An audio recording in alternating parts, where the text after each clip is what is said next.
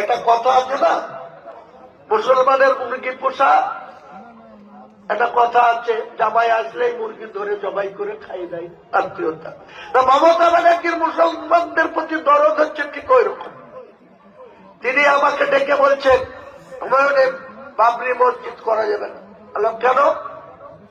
তাহলে আমরা আগে বুঝতে পারিনি, তুমি অনেকদিন থেকে বলেছ, আমরা এটাকে কর্ণপাত করিনি, কিন্তু এখন যা অবস্থা এটা ন্যাশনাল ইস্যু হয়ে গেছে, গোটা ভারতবর্ষের মানুষ এটা নিয়ে খুব চিন্তায়, কাজে তোমাকে এই বাবরি মসজিদ ইস্যু থেকে সরে আসতে হবে। আমি বললাম আমি কোনো মতেই এই ইস্যু থেকে সরব না, কারণ সুপ্রিম কোর্ট যে রায় দিল তাতে তো বাবরি মসজিদ করার জন্য 5 একর 15 বিঘি জায়গা দিয়েছে, সেখানে তারা করতে পারেনি। আমি তো আপনার অর্থ সাহায্য চাইছিলাম। আপনি সরকারি টাকায়, মুসলমানদের ট্যাক্সের টাকায় আপনি 400 কোটি খরচ করে জগন্নাথ মন্দির করছেন। আপনি 1,10,000 করে হিন্দুদের পুজো করার জন্য অনুদান দিচ্ছেন।